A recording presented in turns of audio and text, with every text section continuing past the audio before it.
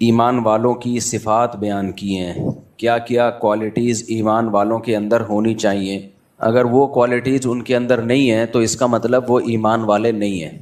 جب بھی میں یہ آیتیں پڑھتا ہوں مجھے ایک چیز کا بہت زیادہ خیال آتا ہے کہ مذہبی لوگوں کی ایک الگ سے عجیب سی پہچان بن چکی ہے، اور چند رسومات ہیں جن کو نام دیا گیا ہے کہ یہ مذہب ہے.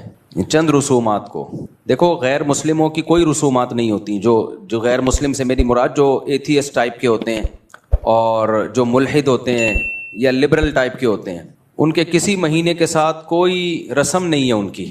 ان کا دعویٰ یہ ہے کہ ہم انسانیت پہ بلیو رکھتے ہیں، انسانیت، ہیومینٹی، کہ انسان کے لیے اچھا ہو. اسلام نے بھی اسی کو فوکس کیا الحمد سے لے کے والناس تک، لیکن اسلام نے اس کو بہت مضبوط انداز میں بیان کیا ہے. ہوائی نعرے نہیں لگائے ہیں اسلام نے، ہوائی باتیں نہیں کی ہیں کہ بس انسانیت، بلکہ اسلام نے بتایا کہ اسلام نام ہے ریلیشن کا. اللہ سے تمہارا ریلیشن مضبوط ہو کیونکہ اس نے تمہیں بنایا ہے، اس کے تم پر احسانات ہیں. پھر انسانوں کے ساتھ تمہارا ریلیشن مضبوط ہو. اس ٹاپک پہ تو میں کئی بار بات کر چکا ہوں، مختصر کر کے آگے چلتا ہوں کہ تمہارا انسانوں سے ریلیشن مضبوط ہو. اور پھر انسانوں میں سب سے پہلے آپ کے والدین ہیں، آپ کے بیوی بچے ہیں، آپ کے بہن بھائی ہیں، پڑوسیوں کے حقوق دیگر لوگوں سے زیادہ ہیں، جو آپ کا ہم سفر ہے اس کے حقوق دوسروں سے زیادہ ہیں. پھر حقوق میں یہ بھی ہے کہ آپ کی وراثت آپ کے جو بلڈ ریلیشن ہے ان کو ملے گی، خونی رشتوں کو ملے گی وراثت. پھر نان نفقہ کس کا کس کے اوپر ہے. جو سیکولر لوگ ہیں وہ سارا بس گورنمنٹ پہ ڈالتے ہیں، ایسا نہیں ہے اسلام میں. آپ کا بھائی معذور ہے تو گورنمنٹ کے ذمہ نہیں ہے اس کو پالنا، آپ کے ذمہ ہے اس کو پالنا. وعلی الوارث مثل ذلک، قرآن نے صاف آرڈرز دیے ہیں، احکام دیے ہیں. تو یہ بھی تو انسانیت ہی ہے نا. لیکن آپ حیران ہوں گے مذہبی طبقے کا جو میجورٹی اس وقت ہے، اس طبقے میں آپ کو چند رسومات نظر آئیں گی. مثال کے طور پر محرم میں کالے کپڑے، ربیع الاول میں بتیاں لگانا، حلوے مانڈے اور کچھ اپنے پروگرام کرنا. پھر 40واں آتا ہے محرم کے بعد، سفر میں جو 40واں آتا ہے اس پہ چھٹی، وہ چند اپنی رسومات ہیں، اس میں کچھ پروگرامز ہوتے ہیں. یعنی مختلف قسم کے پروگرامز کا نام اسلام بن چکا ہے، کچھ مذہبی رسومات کا نام. حالانکہ آپ الحمد سے لے کے والناس تک قرآن اٹھاؤ، خدا کی قسم لا الہ الا اللہ، انسانیت کے علاوہ کچھ ملتا ہی نہیں ہے آپ کو اس میں. وہ انسانیت آج مارکیٹ میں شارٹ ہو رہی ہے، وہ ختم ہو رہی ہے انسانیت. وجہ پتہ ہے کیا ہے؟ انسان بننے کے لیے نا، انسان بننے کے لیے اپنی خواہشات کو قربان کرنا پڑتا ہے، اور خواہشات مذہبی رسومات کو ادائیگی پہ مجبور کرتی ہیں آپ کو. وہ رسومات جو مذہب نے نہیں بتائیں، جو ہماری پیدا کردہ ہیں. وہ مزہ آتا ہے انسان کو انٹرٹینمنٹ چاہیے، تفریح چاہیے. اگر اسے آپ فلموں ڈراموں سے گانوں بجانوں سے روک دو گے تو مذہب ہی میں انٹرٹینمنٹ تلاش کرے گا. پھر وہ مذہب ہی میں تفریح تلاش کرتا ہے. اب مذہب میں تفریح تلاش کرنے کے لیے اس کو مذہب کا لیبل لگانا پڑتا ہے. بھائی آپ کوئی کنسرٹ کر رہے ہو، کوئی میوزیکل شو کر رہے ہو، ہے تو یہ بھی تفریح، لیکن آپ اس میں مذہب کا لیبل لگا سکتے ہو؟ بولو، نہیں لگا سکتے. آپ ویسے ہی حلیم پکا کے کھا رہے ہو، مذہب کا لیبل لگا سکتے ہو؟ نہیں لگا سکتے. تو مذہبی لوگ بیچارے کہاں جائیں گے؟ ان کی تو زندگی اندھیری ہو جائے گی. تو انہوں نے کیا کیا؟ مذہب کے لیبل لگا کے انٹرٹینمنٹ کا ایک سامان، جیسے قوالی ہے، انٹرٹینمنٹ ہے. کاکڑ دنا ہوتا ہے نا قوالی میں بیان میں کہتا ہوں نا کاکڑ دنا ہونا چاہیے. اس پہ کیا مطلب کاکڑ دنا کا؟ قوالی جب چلتی ہے سلولی شروع میں مزہ نہیں آتا، بورنگ ہوتے پھر وہ جوش میں آتا ہے، پھر کاکڑ دنا ہو جاتا ہے، ڈنگ ٹڑک ڈنگ کر کے شروع ہو جاتا ہے حساب کتاب، پھر مزہ آنا شروع ہوتا ہے، پھر لوگ جھومتے ہیں، ناچتے ہیں. ہے وہ بھی انٹرٹینمنٹ. لیکن اس انٹرٹینمنٹ میں کیا ہے؟ کوئی اہل بیت کی تعریف ہوگی، یا خدا کی حمد و ثنا ہوگی، یا پیغمبر کی صلی اللہ علیہ وسلم کی تعریف ہوگی. تو اب ہے انٹرٹینمنٹ، لیکن اس میں مذہب کا تڑکا لگانے کے لیے وہی میوزیکل پروگرام ہے، وہی میوزیکل شو ہے، وہی ہلنا جلنا ہے، تھرکنا ہے، جو انسان چاہتا ہے کہ تھوڑا سا کچھ مستی ہونی چاہیے. لیکن مذہب کا تڑکا لگانے کے لیے اس پہ اہل بیت کی تعریف ڈال دی، نبی کی تعریف ڈال دی، یا اللہ کی حمد و ثنا ڈال دی، تاکہ اس کو مذہب کا لیبل بھی لگ جائے اور مزہ بالی ووڈ والا آ جائے. مزہ کون سا ہے؟ وہی جو گانے بجانے اور تھرکنے میں آتا ہے. آج مذہب اسی چیز کا نام رہ گیا ہے. آپ تبلیغی جماعت کے بزرگوں کو جا کے دیکھو، کوئی زندگی میں نا اس طرح کی انٹرٹینمنٹ نہیں ہے. آپ کو ایسا لگے گا دنیا میں سب سے زیادہ خوش کے لوگ ہیں، یہ خوش کے لوگ ہیں. لیکن راتیں زندہ ہیں تہجد سے، اشراق، اوابین، دعائیں، تلاوت، نماز، روزے. صحابہ کی سیرت دیکھ لو، آپ صحابہ کی آپ سیرت دیکھ لیں تو اس سیرت میں یہ ہمیں انٹرٹینمنٹ نظر نہیں آئے کہ جناب پروفیسر غامدی صاحب نے صحابہ کے دور میں کسی گلوکارہ کو ثابت کرنے کی کوشش کی ہے کہ مغنیاں تھیں، وہ ناچ گانے کرتی تھیں. حالانکہ وہ مغنیاں ترنم سے اشعار پڑھا کرتی تھی، تو اس کو انہوں نے گانے سے تعبیر کر دیا اور صحابہ کے دور کی سنگر بنا کے حامدی صاحب نے پیش کر دیا اس کو. تو حامدی صاحب ہیں بھائی, وہ بڑے لوگ ہیں, کچھ بھی کر سکتے ہیں, کیا خیال ہے, کوئی پوچھنے والا ہے نہیں. تو اب کیا ہے کہ جو اسلام کی روح ہے نا وہ بالکل ملیا میٹ ہوتی چلی جا رہی ہے, روح ختم ہوتی چلی جا رہی ہے. آپ محرم میں دیکھ لو کیا ہو رہا ہوتا ہے, لوگ مرثیے لگا کے گھوم رہے ہوتے ہیں. پھر ربیع الاول میں ایسی نعتیں آ رہی ہیں جو میوزک کے ساتھ, اور بالکل ان کا اتار چڑھاؤ ایسا ہے کہ کھڑے کھڑے آدمی کو تھرکنے کا دل کرنا شروع کر دیتا ہے. وہی اپنی ٹھڑک جو بالی ووڈ کی تھی وہ نعت لگا کے, بریلویوں میں بھی بہت سے علماء اس کے خلاف ہیں, میں کسی مسلک کو برا نہیں کہہ رہا, بہت سے بریلوی علماء خود کہتے ہیں کہ یہ غلط ہے یہ نعتوں کا یہ اسٹائل, لیکن اس کے پیچھے جذبہ کیا ہے, انٹرٹینمنٹ. تبھی میں چیخ کے تھک گیا بھائی, انٹرٹینمنٹ اور بہت سارے طریقوں سے ہو سکتی ہے جو جائز ہیں, لیکن اس پہ مذہب کا لیبل مت لگاؤ. مذہب نے انٹرٹینمنٹ سے تھوڑی منع کیا ہے, جائز انٹرٹینمنٹ رکھو نا بھائی, دوڑو بھاگو سوئمنگ کرو گھڑ سواری کرو, شادی بھی تو ایک انٹرٹینمنٹ ہے, شادی کر لو طریقے سے. اب لوگ کہتے ہیں اس میں بھی جب کریں گے تو ولیمے میں ڈانس ناچنا اور بھنگڑے اور یہ سب, بھائی اس کی کیا ضرورت ہے, آپ کو دلہن مل جائے اس سے بڑی کیا انٹرٹینمنٹ ہے, بس کافی ہے نا, یہ کافی ہے. اب آپ لوگ ایک کرتے ہو اس میں لاکھوں روپے اڑا دیتے ہو, لاکھوں روپے ولیمے میں جو ڈول ڈھمکے اور بارات میں جو ڈول ڈھمکے اور پھر یہ جو ٹوپی ڈرامے چل رہے ہیں آج کل, لاکھوں روپے اڑا دیے, ایک دن کی انٹرٹینمنٹ ہے, اور لاکھوں خرچ ہو گئے, لوگ کھا پی کے چلے گئے, ڈکار مار کے, کوئی پوچھتا بھی نہیں, بھول جاتا ہے کہ کس نے کیا کھلایا تھا ہمیں. اس سے بہتر نہیں ہے سادگی سے چار کر لو یار, کم خرچہ. وہ انٹرٹینمنٹ زیادہ ہے, وہ نیچرل ہے, وہ نیچرل, ساری زندگی کی انٹرٹینمنٹ ہے وہ, بیوی کی محبت, پھر اس سے اولاد کی محبت, پھر بچوں کی خوشیاں, ساری زندگی کی ہے وہ. شیطان کن غلط راستوں پہ انسان کو ڈالتا ہے. اور اگر وہ انٹرٹینمنٹ کرنی ہے تو مذہب کا لیبل تو نہیں لگاؤ بھائی اس کے اوپر, مذہب کا لیبل تو نہیں لگاؤ. مذہب نام ہے انسانیت کا, کیسے پیارے حکام ہے قرآن مجید کے یار, الحمد سے لے کے والناس تک دیکھو تو صحیح, کتنا زبردست قرآن ہے, کتنی زبردست کتاب ہے, کیا کیا چیزوں سے ہمیں روکتا ہے قرآن, کیا کیا چیزوں کو ہمیں کرنے کا حکم دیتا ہے. اس میں کہیں بھی جلوس نہیں ہے, کہیں بھی یہ نہیں ہے کہ آپ نبی کے نام پہ آپ یہ دن مناؤ. ہمیں 2 دن منانے ان کا بھی بتا دیا, کون سے 2 دن منانے ہم نے, بھائی عید الفطر ہے, عید الاضحیٰ ہے. لوگ کہتے ہیں 14 اگست کیوں مناتے ہو, مذہب کا لیبل لگائے بغیر مناتے ہیں بھائی اس کو, سمجھ رہے ہیں نا, اس پہ مذہب کا لیبل نہیں لگاتے. جبکہ ربیع الاول کی عید اس پہ مذہب کا لیبل لگا ہوا ہے. مجھے ایک بات بتاؤ, کسی کی پرمیشن کے بغیر اس کا لیبل کہیں اور لگا سکتے ہو آپ؟ کمپنیاں کیس کر دیتی ہیں آپ کے اوپر. آپ پانی کی بوتل بیچ رہے ہو اور بہت اعلیٰ پانی ہے, نیسلے سے بھی اچھا پانی ہے, لیکن آپ نے اس پہ نیسلے کا اسٹیکر لگا دیا. نیسلے والے بولیں گے بھائی ہمارا اسٹیکر ہٹاؤ, آپ کہیں گے ہمارا پانی کی کوالٹی آپ کے پانی سے بھی بہترین ہے. نیسلے والے بولیں گے بھائی آپ زمزم بھی بیچ رہے ہو, ہمارا اسٹیکر لگانے کی اجازت نہیں ہے. تو آپ کچھ بھی کریں, مذہب کا لیبل نہ لگائیں اس کے اوپر, مذہب کا لیبل نہ لگائیں. مذہب الحمد سے لے کے والناس تک اللہ نے قرآن میں بیان کیا اور بتا دیا کیا کام کرنا ہے کیا کام نہیں کرنا ہے. جو کرنے کے کام ہے وہ بھی بتا دیا, جو نہیں کرنے کے کام ہے وہ بہت آسان ہے. اور جائز انٹرٹینمنٹ بھی بتا دی ہے, جو حلال تفریح ہے وہ بھی بتا دی اللہ تعالیٰ نے. تو اس پہ اکتفا کیوں نہیں کرتے بھائی؟ ما لکم لا ترجون للہ وقارا وقد خلقکم اطوارا. پیغمبر اپنی قوم کو کہا کرتے تھے تم اللہ کی تعظیم کیوں نہیں پہچانتے؟ اللہ جب تمہیں حکم دے رہا ہے یہ کرو تو کیوں نہیں کرتے, جب منع کر رہا ہے کہ یہ مت کرو تو کیوں نہیں منع ہوتے؟ آپ بتاؤ, جتنے پیغمبر دنیا میں آئے ہیں سب پیغمبروں نے اپنی قوموں کو کیا دعوت دی ہے؟ ان کے عقیدے خراب تھے تو ان کو بولا یہ عقیدہ درست کر لو. ان کے اعمال خراب تھے, کچھ ناپ تول میں کمی کیا کرتے تھے, ان کو بولا ناپ تول میں کمی مت کیا کرو. کچھ کیا کر جھوٹ بولتے تھے, ان کو جھوٹ سے روکا. کچھ امانتوں میں خیانت کرتے تھے, ان کو امانتوں میں خیانت سے روکا. کچھ لڑکوں سے بدفعلی کرتے تھے, ان کو بدفعلی سے روکا. زنا سے روکا, ماں باپ کی نافرمانی سے روکا, رشتہ داری توڑنے سے روکا. تمام آسمانی کتابوں کی بیسک تعلیمات یہی ہیں, اور یہ آج ہماری سوسائٹی میں نظر نہیں آئیں گی.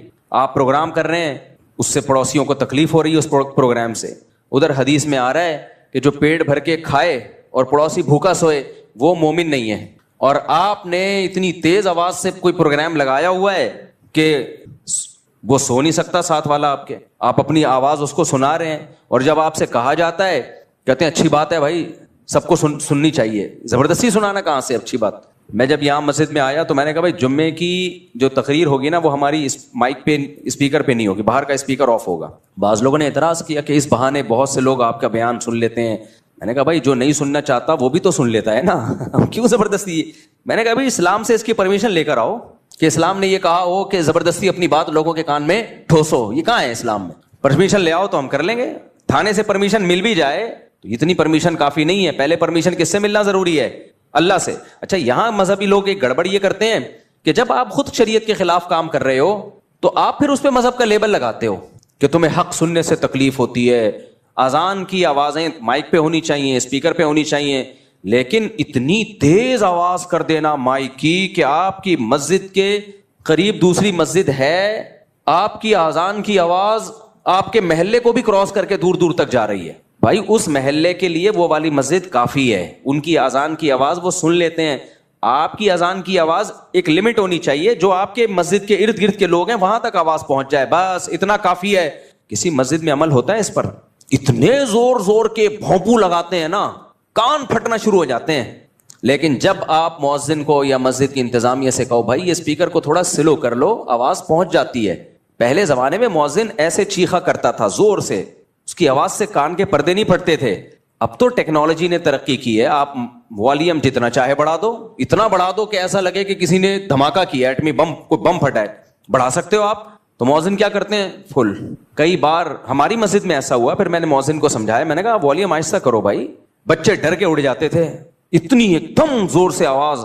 تو کیوں بھائی اتنی پاورفل آواز کیوں رکھی ہے؟ اب مذہبی لوگ اس میں گڑبڑ کیا کرتے ہیں, جب ان کو کہا جائے, محلے پڑوس والے آ کے بولیں تھوڑا سا والیوم کیا کریں, سلو کریں, کیونکہ دوسرا محلہ جہاں سے شروع ہو رہا ہے تو ان کو ان کی مسجد کی آواز پہنچ جاتی ہے, آپ اپنے محلے تک رکھیں. تو پتہ ہے کیا جواب ہوگا؟ لو اذان کی آواز سے تمہیں تکلیف ہو رہی ہے, اللہ کا نام سننے میں تمہیں تکلیف ہو رہی ہے, تم تو اسلام سے ہی خارج ہو, میں تو اور بڑھاؤں گا تاکہ تم جیسے شیطانوں کو تکلیف ہو. اور پھر حدیثیں بھی سناتے ہیں کہ شیطان جو ہے اذان کی آواز سن کے بھاگتا ہے نفرت سے, تو تو شیطان ہے, اذان کی آواز سن کے بھاگ رہا ہے. اب یہ آپ قرآن و سنت کا ناجائز فائدہ اٹھا رہے ہو, یہ آپ کیا کر رہے ہو؟ قرآن و سنت کا غلط فائدہ. اسی طرح مؤذن بہت لمبی لمبی اذانیں بھی دیتے ہیں, یہ بھی غلط ہے. اتنی لمبی اذان, اللہ دیکھو کھینچنے کی تو کوئی انتہائی نہیں ہے. لفظ اللہ پہ مد نہیں ہے, لفظ اللہ پہ مد. ہم نے مفتی رشید احمد صاحب رحمہ اللہ تعالیٰ کے یہاں میں نے 7-8 سال اذان دی ہے, حضرت نے کہیں لفظ اللہ کو ایک الف سے زیادہ کھینچ لیا نا, جیسے اللہ اکبر, یہ تھا ہماری اذان کا طریقہ.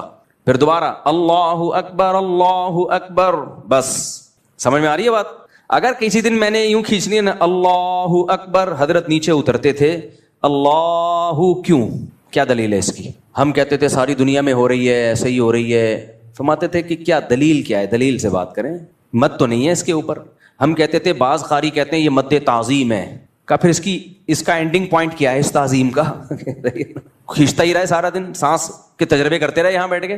تو حضرت اس مد تعظیم کے قائل نہیں تھے. فرماتے مد وہی ہے جو قرآن سے ثابت ہے نا, جو حروف مدہ کے بعد اگر حمزہ آ رہا ہے یا وقف آ رہا ہے تو وہاں مد کرنا جائز ہے, یہ تجوید کا قانون ہے. تو ذرا سی کھینچتے تھے نا, حضرت آ کے پوچھتے تھے کہ یہ کہاں سے نکالا, تمیز سے اذان دو بھائی, اللہ اکبر. اذان میں اقامت میں فرق ہے, اذان ٹھہر ٹھہر کے ہوگی, اقامت جلدی جلدی ہوگی, بس یہ فرق ہے. تجوید کے لحاظ سے کوئی فرق نہیں ہے. پھر اشہد اللہ, لا پہ مد ہے کیونکہ آگے حمزہ آ رہا ہے, لا کو کھینچ سکتے ہیں آپ. اشہدو میں ہا کو نہیں کھینچ سکتے. اشہد اللہ الہ الا اللہ, بس. الا اللہ پہ بھی مد ہے, تو مد کو 3 سے لے کے 5 الف تک کھینچ سکتے ہیں آپ. اور لا الہ میں بھی لا کو بھی. لیکن مؤذن کیا کرتا ہے, اشہدو, ایک تو ہا کو کھینچے گا وہ. پھر ال کو کس قانون کے تحت آپ نے اتنا لمبا کھینچا ہے, یہ کیا ہے بھائی؟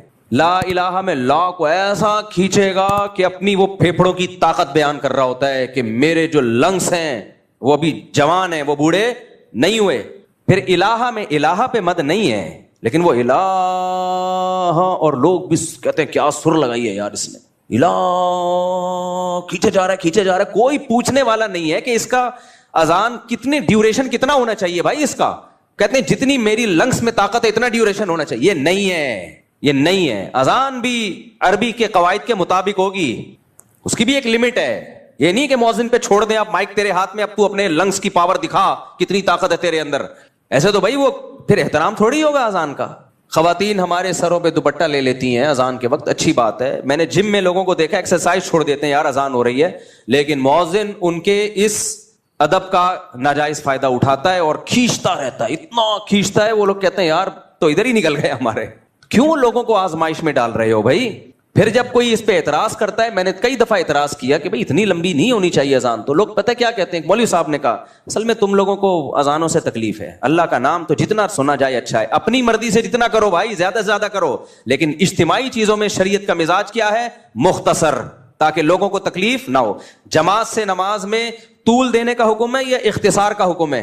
مختصر پڑھی جائے۔ صحیح حدیث ہے، نبی صلی اللہ علیہ وسلم نے فرمایا جب کوئی شخص امامت کرے فَلْيُخَفِّفْ، نماز کیا کرائے؟ ہلکی۔ جب اپنی پڑھے تو پھر جتنی چاہے لمبی پڑھے نماز۔ کیوں؟ نبی نے فرمایا فِيهِمُ السَّقِيمُ، کیونکہ مقتدیوں میں بیمار بھی ہوں گے، بوڑھے بھی ہوں گے۔ اسلام کا مزاج یہ کہ اجتماعی جب کام ہوگا تو پھر سب کو ساتھ لے کے چلا جائے گا، تو اس میں آسانی رکھی ہے۔ جمعے کی نماز 2 رکعتیں ہیں نا، پبلک زیادہ ہوتی ہے، ویسے ظہر میں 4 رکعتیں ہیں، بھائی پبلک زیادہ ہے تو 2 پڑھا کرو۔ اس کی ایک وجہ یہ بھی ہے کہ خطبہ بھی ہوتا ہے اس میں۔ حضرت معاذ ابن جبل تھے، انہوں نے عشاء کی نماز میں نا سورہ بقرہ پڑھنا شروع کر دی، اتنی لمبی نماز پڑھ، پہلی رکعت میں سورہ بقرہ۔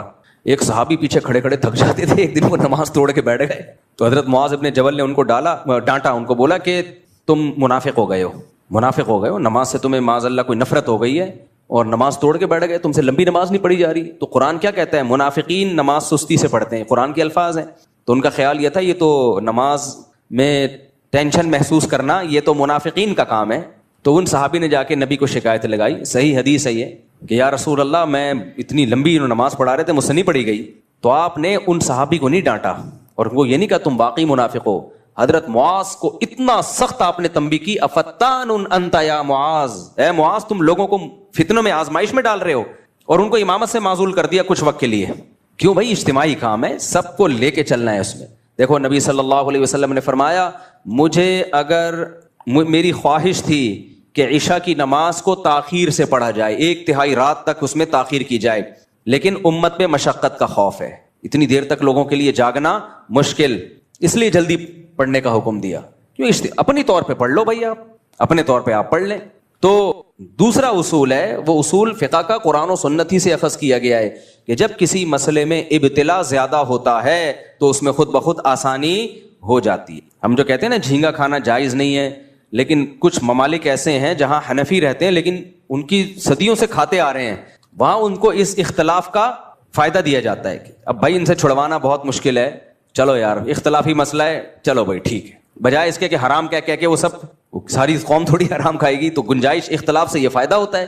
تو جب بھی کوئی معاملہ اجتماعی نوعیت کا ہوتا ہے تو شریعت کا مزاج کیا ہے کہ اس میں آسانی پیدا کی جائے۔ آپ نے فرمایا اپنی نماز جتنی چاہو مختصر پڑھو، لمبی پڑھو، اب اپنی تو ٹک ٹک ٹک کر کے چل رہی ہوتی ہے اور نماز میں لمبی گھسیٹ رہے ہیں۔ اچھا بعض اماموں نے ایک اور کام شروع کیا ہے، اس پہ کلپ بنا لیا کریں، اچھے ٹاپنگ ہے یہ، میں دیکھ رہا ہوں تو ہمارے چینل سے کوئی ڈھنگ کا کلپ نہیں آ رہا ہوتا، دوسرے دن نکال کے چلا رہے ہوتے ہیں۔ ایک اور اہم چیز ہے یہ ائمہ کرام کے سمجھنے کی، بعض امام یہ کرتے ہیں کہ پورے سال نماز میں اپنا قرآن دہراتے ہیں، یہ بھی غلط ہے۔ آپ اپنا قرآن الگ سے دہرا لو، کہتے ہیں ہم فجر میں شروع کریں گے الحمد سے لے کے پھر الف لام میم اور پھر پورا پڑھتے وہ کہتے ہیں پورے سال میں ہمارا نمازوں میں قرآن ختم ہو گیا۔ بھائی آپ پبلک کو اس کے لیے تختہ مشق نہ بنائیں، پبلک کو سنت قرات جو عام معمول ہے نبی صلی اللہ علیہ وسلم کا، جس کی صحابہ اور احادیث سے تاکید ہے۔ اجتماعی نظم میں اپنا نہ دیکھیں کہ میں نے اپنا قرآن دہرانا ہے، اجتماعی نظم میں آپ نے پبلک کی رعایت کرنی ہے، اور پبلک کی رعایت سنت قرات میں ہے۔ فجر میں طوال مفصل یہ سنت ہے، سورہ حجرات سے لے کے سورہ بروج تک، اور پھر ظہر میں بھی طوال مفصل، اور مغرب میں قصار مفصل یعنی سورہ بینہ سے لے کے سورہ ناس تک یہ صورتیں پڑھیں، اور عصر اور عشاء میں اوساط مفصل یعنی سورہ بروج سے لے کے سورہ بینہ تک۔ علماء کو پتہ ہے اس کی کیا تفصیل ہے، تو ایک بیلنس نماز ہوگی۔ اب مثال کے طور پر امام کہتا ہے کہ فجر میں ایکچولی مجھے تھکاوٹ بہت ہوتی ہے اور میں رات کو سوتا نہیں ہوں اور نائٹ ڈیوٹی ہے وغیرہ وغیرہ، کوئی کہیں پڑھانے جاتے ہیں مدرسے میں، کوئی نائٹ ڈیوٹی، کوئی چوکیداری ہو سکتی ہے، بعض دفعہ ہوتا ہے امام ہوتا ہے چوکیدار بھی ہوتا ہے، تو نائٹ ڈیوٹی ہے، کوئی بھی وجہ ہو، یا مجھے نیند نہیں آتی رات کو، تو فجر میں پڑھاؤں گا انا اعطیناک الکوثر، اور دوسری رکعت میں قل ھو اللہ احد، یہ پڑھایا کروں گا میں۔ اب لوگ آ رہے ہیں بھائی فجر میں تو طویل صورتیں پڑھنا سنت ہے، سورہ مزمل پڑھیں، آپ سورہ ملک پڑھیں، سورہ نون قلم پڑھیں، طویل صورتیں فجر میں پڑھنا سنت ہے۔ صحیح حدیث ہے حضرت عائشہ کی کہ بھائی فجر کی 2 رکعتیں ہیں ہی اس لیے کہ ان میں قرات زیادہ لمبی ہے، قرات اس میں کیا ہے، لمبی قرات کا حکم ہے۔ اور وہ کہتا ہے چلو وہ مغرب میں لمبی پڑھ لوں گا، میں مغرب میں سورہ ملک پڑھوں گا پہلی رکعت میں، دوسری رکعت میں سورہ دہر پڑھوں گا، تو صحیح ہوگا یہ اب اس سے کہا جائے یار تم یہ تو غلط ہے، تو سنت کے خلاف ہے، کہہ رہے بھائی میں مجبور ہوں، فجر میں تھکا ہوا ہوتا ہوں، مغرب میں فٹ فاٹ ہوتا ہوں. بھائی یہ آپ کا ہیڈ ایک ہے، آپ امام مت چھوڑ دیں. پھر اجتماعی نظم میں سب کو لے کے چلنا پڑے گا، پبلک کی رعایت کرنی پڑے گی آپ کو. آپ تھکے ہوئے ہیں یا نہیں، کبھی کبھار ہو گیا تو چلو ٹھیک ہے، نارملی یہ ٹھیک نہیں ہے. نارملی بھائی آپ فجر میں طوال مفصل لمبی قرات کریں گے، آپ مغرب میں آپ کیا کریں گے، مختصر قرات کریں گے، ظہر میں بھی لمبی قرات کریں گے آپ. کبھی کبھار ہوتا ہے تو چلو ٹھیک ہے. تو اجتماعی چیزوں میں پبلک کے حساب سے آپ کو چلنے کا حکم ہے، اپنے حساب سے چلنے کا حکم نہیں ہے. تو اس لیے جو ائمہ کرام نے ایک نیا کام شروع کیا ہے، وہ کیا کرتے ہیں کہ جی اپنا قرآن مکمل کر رہے ہیں. اس سے لوگ سنت قرات سے بھی محروم ہو رہے ہیں. اس سے جو نماز مختصر ہونی چاہیے وہ بعض دفعہ لمبی ہو رہی ہوتی ہے، جو لمبی ہونی چاہیے وہ مختصر ہو رہی ہوتی ہے. امام صاحب بعض دفعہ اٹک بھی رہے ہوتے ہیں، پیچھے سے لوگ لقمے دے رہے ہوتے ہیں. بھائی کیا کر رہے ہو یار تم. اب دیکھو مسجد میں جب تراویح کی نماز ہو رہی ہو، مسجد میں تراویح کی نماز، تو تراویح کی نماز میں کیا ہے، پورا مہینہ میں قرآن ختم کیا جائے تاکہ بیلنس رکعتیں ہوں، تمام قسم کی پبلک پڑھ سکے.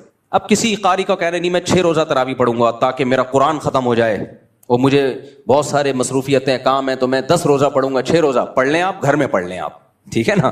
آپ تمبو لگا کے الگ سے پڑھ لیں، شادی ہال میں پڑھ لیں.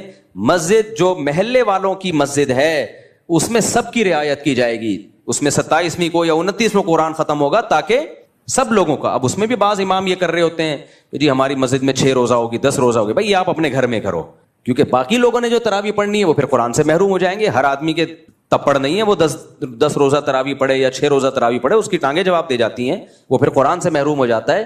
تو یہ ایک مزاج ہے اسلام کا. یہ میں اتنی ساری مثالیں اس لیے دے رہا ہوں تاکہ اسلام کا مزاج سمجھ میں آئے، اور کہ اجتماعیت میں لوگوں کی رعایت آپ کو کرنی پڑے گی.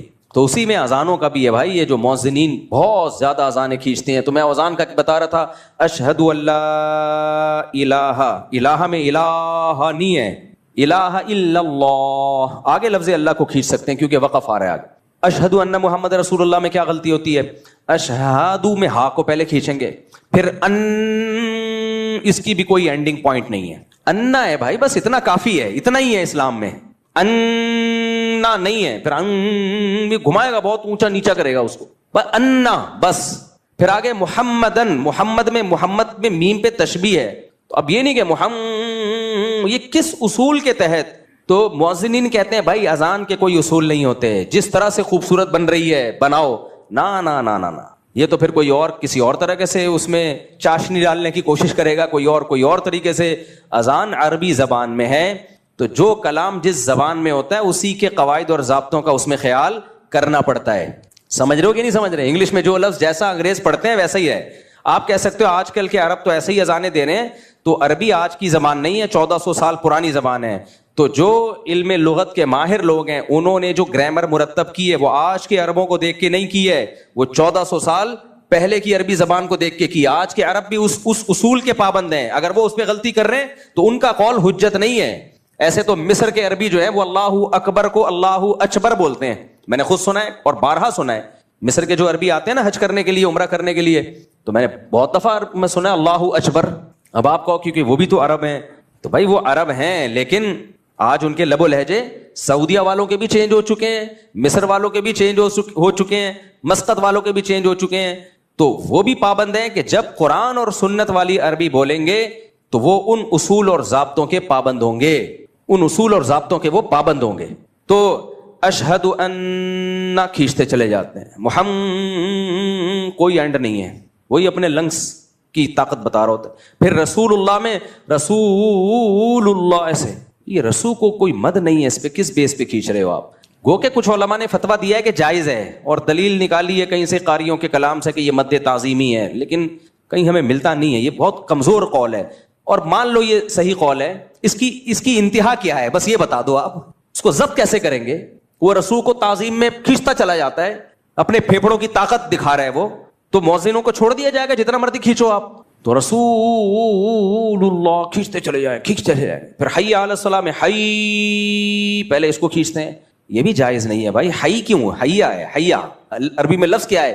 جب کسی کو بلایا جاتا ہے حیا، حیا نہیں ہے یہاں، کوئی تک ہی نہیں بنتا مد کا. پھر علی الصلاۃ کو علی الصلاۃ پڑھیں گے.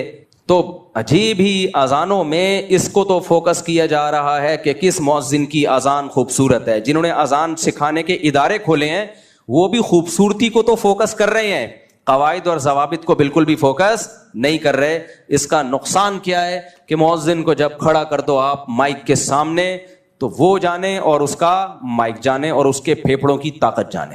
تو ایک دو دفعہ تو اذان بہت اچھی لگتی ہے، یار مسجد میں بڑی پیاری اذان ہو رہی ہے، 2-4 دفعہ کے بعد لوگ پھر احترام کرنا چھوڑ دیتے ہیں. لوگ کہتے ہیں بھائی بہت لمبی اذان ہوتی ہے کہ نہیں ہوتا احترام انسان سے. اور پھر کوئی احترام نہ کرے تو اس کو منع کیا جائے کہ یار احترام کرو، تو کون سا فرض ہے احترام کرنا، وہ فتوے دینے پہ آ جاتا ہے. فرض واجب نہیں ہے لیکن شاعر اسلام تو ہے نا اذان، اس کی ایک بہت بڑی ویلیو ہے اذان کی.